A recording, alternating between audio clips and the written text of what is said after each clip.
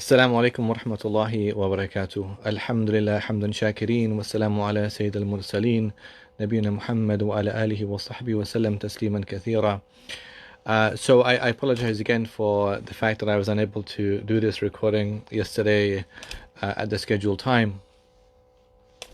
There's a lot that we collectively, as in humans in different parts of the world, remembered across the weekend in recounting the great legacy of Al-Hajj Malik al-Shabazz, Malcolm X. A lot of talks, khutbahs, Friday sermons, memorials, looking back over those 55 years since his assassination. And of course, we recounted his struggle, his bravery, his sense of evolution of faith, evolution of maturity, and it was really remarkable looking back at that. There is another individual that sometimes we overlook and forget, and that I think we should not, because there is so much to learn from this individual also. And this individual's name is Sophie Scholl. Sophie Scholl is somebody who is really venerated in Germany today as in fact, Der Spiegel did a poll some years back where they tried to ascertain the greatest German woman in German history, and they voted Sophie Scholl as number one, as the greatest German woman in German history. In fact, today in Germany, almost every city in Germany has a school or more named after Sophie Scholl.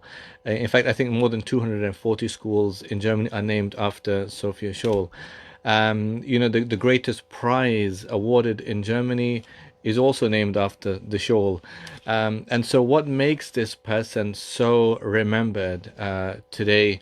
Let us talk briefly about it so we have more of a historical context and understanding, and also an appreciation for those who work tirelessly in the pursuit of justice, and exemplifying a great model of resistance that I think is so important today, particularly in Germany itself, because of the rise of the far right in that country. Germany, we're speaking, of course, in the context of Nazism.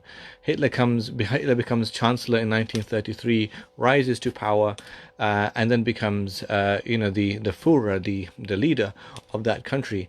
The country descends into this, insane, outrageous, pitting or binary distinction, whereby they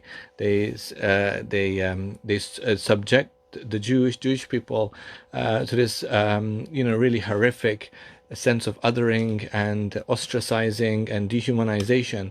The Jews became the Untermenschen. They were the undermen, the subhuman, whereas the Aryan race promulgated by the Nazis was the Übermenschen, the upper men, or the best of people, the greatest of all race and human species. And so the Jews, therefore, castigated as this existential other, subhuman cockroach. A lot of propaganda, media propaganda in newspapers, in schools, books that were written. Of course, Mein Kampf by Hitler himself during his time in prison. Really was the beginning, the setting up of this genocide against the Jewish people, and their extermination, in the concentration camps, Auschwitz and Treblinka and Sobibor, and also others. The Nazis invaded other countries, France, Albania, and others, and they also rounded up the Jews in those countries. Aside from the Jewish people, other people like resistors, dissenters, some Christians, the mentally ill, mentally handicapped were sent off into what they call the Charitable Foundation for Institutional Care, this horrific euphemism used in killing off the mentally handicapped. And so this is the backdrop, this is the context of what's happening during the time of, so Sophie Scholl was born in 1921. What happens is that Sophie Scholl's brother, Willy Graf, another man called Alexander Schmorell, Christopher Brobst, and a few others, they set up this movement called the White Rose Movement. And they were only young, youthful activists, but they could not stay silent in the face of such horrific abuse, mistreatment, and mass killing of innocent people. They rented a room, and they would work in the nighttime on a manual copying machine.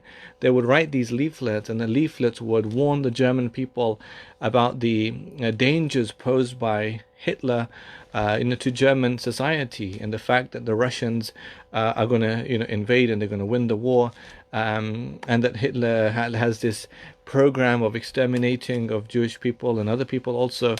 And they're simply writing these leaflets to trying to wake up the German people.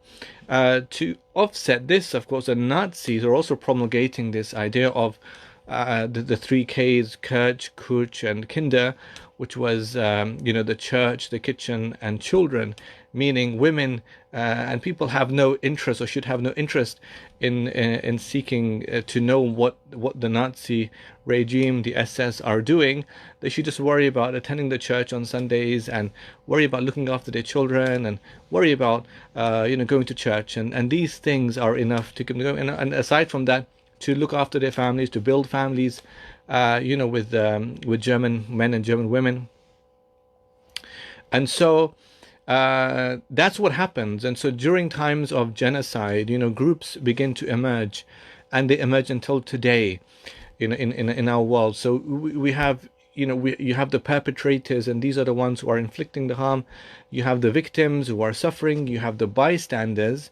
The bystanders are the oftentimes the majority, the ones who are passive, are indifferent, are struck with this disease of audience inhibition, with this disease of diffused responsibility, thinking, why should I do anything if nobody else is doing? Why should I do it?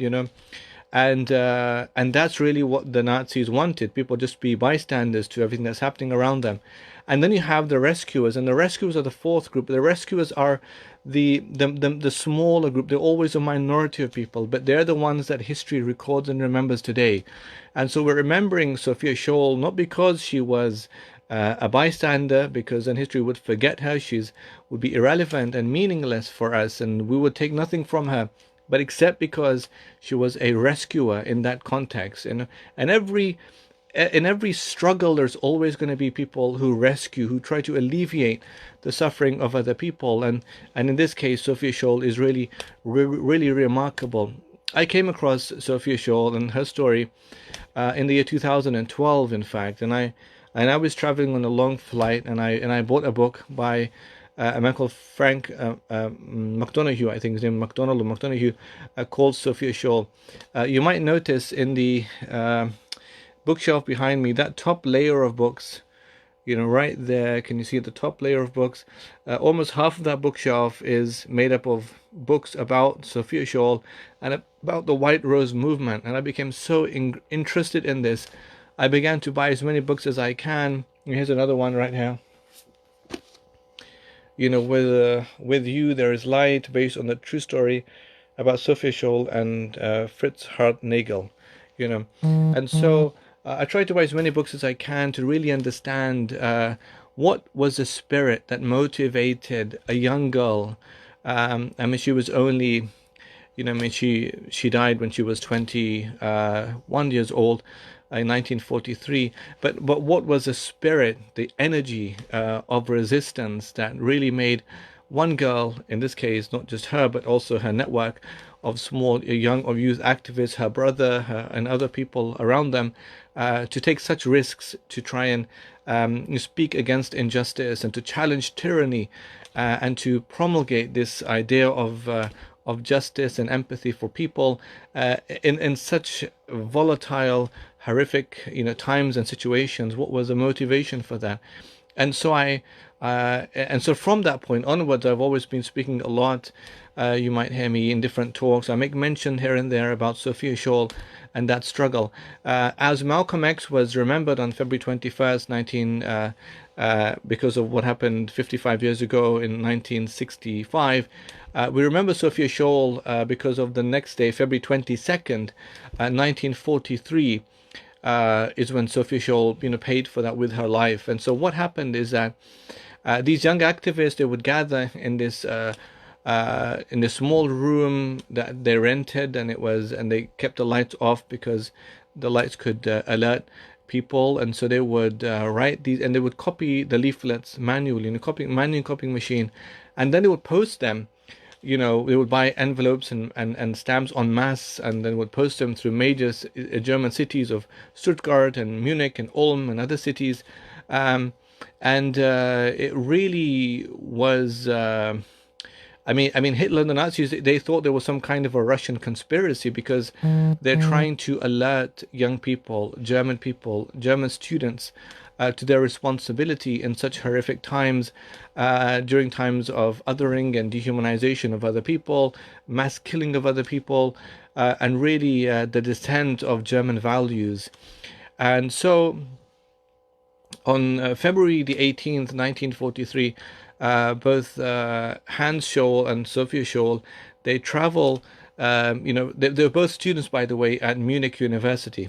So their plan was to distribute leaflets in Munich University, not to distribute them because they can't be seen handing leaflets, but to leave these leaflets at like the on the pillars, of on the ground of the pillars of the university, at the foot of the pillars, and so and at different entrances of doors of rooms being used by the university students. And so they went there to synchronize their watches, and they had their suitcases full of leaflets, and they went to do that. And then they did that. But at the atrium, when they were putting the piles of leaflets, Sophie Scholl pushed a wad of leaflets off the atrium, the balcony, and the leaflets come falling down almost at the same time when the bell rings and the doors all open and the students come out of their classrooms and teachers come out of classrooms, and they see all these leaflets coming down. There's kind of a panic, and the teachers are desperate to see where these came from. And so as they come up the stairs, they see Hans and Sophie Scholl coming down the stairs, and they were effectively caught and then taken to a police cell and interrogated.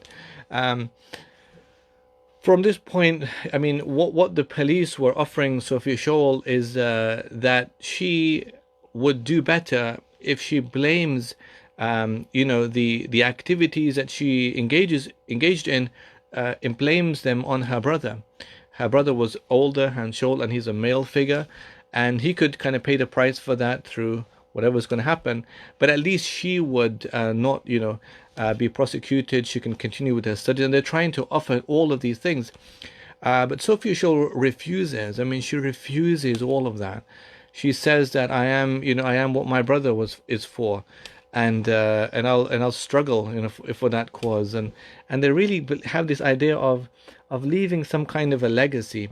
Then there's a mock trial, and there's a trial, and so their parents were not called or informed about the trial. It was really a mock trial. The judge, of course, was a leading Nazi, and he sentences them both on grounds of high treason. That's February 18th. I think the trial was the next day, or even maybe that same day. And then on February the 22nd, which is only a few days after that, they were both, and others, the ones I mentioned, Christopher Brobst, Willy Graf, Alexander Schmorell, were all put under the guillotine and executed. Okay, so what happens then with Sophie Scholl, her memory, the White Rose movement? Well, it's interesting because the Nazis, after their executions under the guillotine, the Nazis afford them a tiny small, article in one of their own papers that these silly young youth activists try to defy the Führer, and what a shame, what a loss to them and silly activists, and nobody should do the same thing as them. And that's just very typical Nazi propaganda. And so, Now that's in 1943. The war, of course, came to an end in 1945. Um, an interesting thing happened in 1945 when the Allied powers. What happened is that one of their articles, I think the sixth article that they wrote, was smuggled out of Germany through Scandinavia and then ends up in England. And so the article then becomes renamed as a manifesto of the students of Munich, right?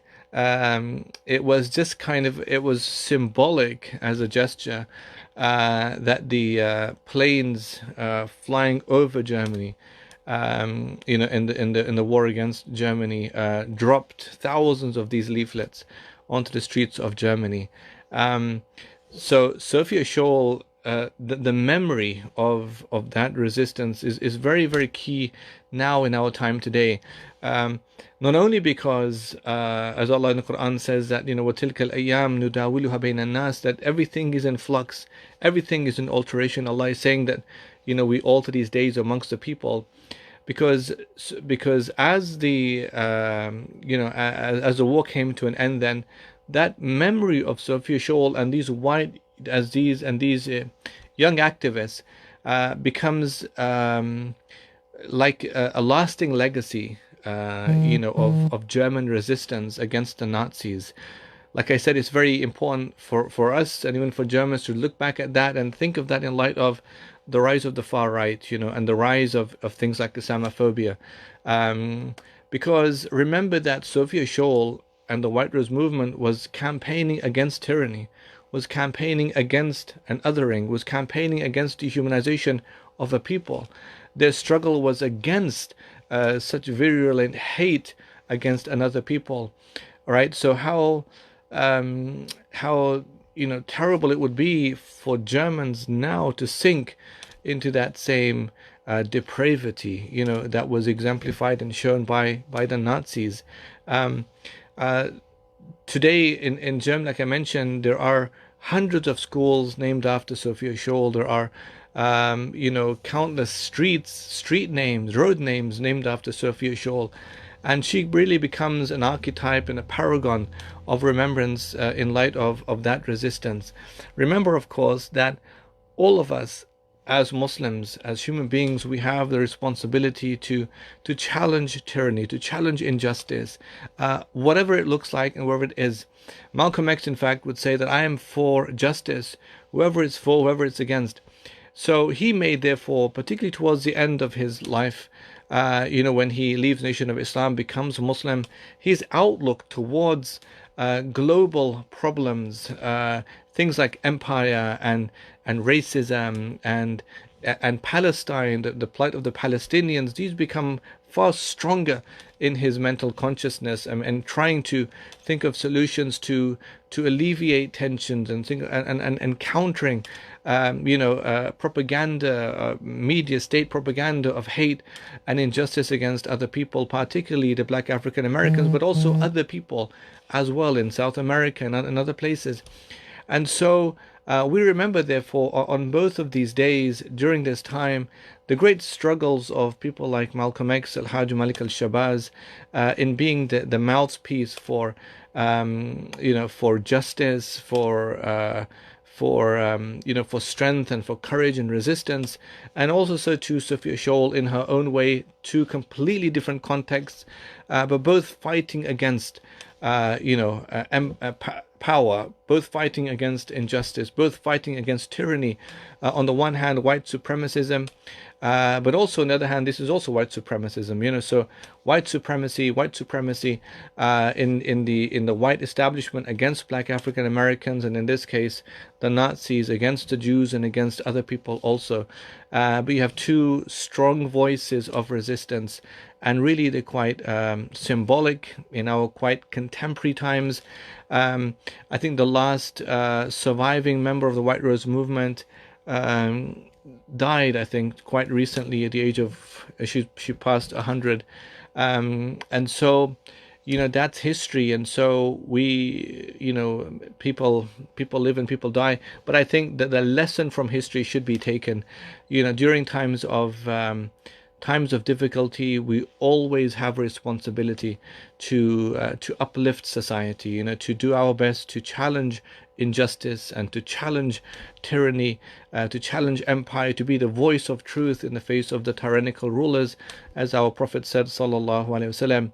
And remember, of course, just like Sophie Scholl is quite a good example, because as someone who was vilified all those many years ago, today she ends up being like the paragon, the archetype, that's remembered by Germans. And that's just how history works. And so at one point in time, she's a traitor, treacherous, and the Nazis. And now, of course, she's completely the image around her is completely transformed.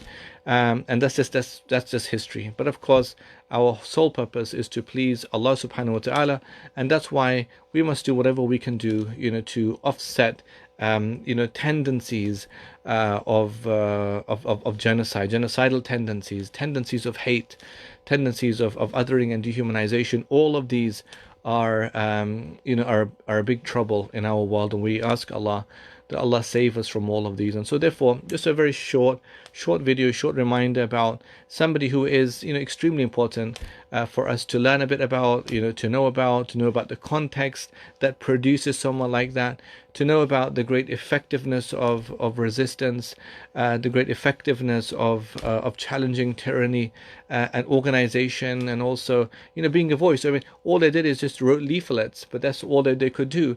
And we have a great responsibility to use our skills and talents, to do the same, to counter back, to push back against hate, to push back against injustice. May Allah aid and assist every single one of us. Jazakumullahu khairan. I'm going to end it there. Assalamu alaikum wa rahmatullahi wa barakatuh.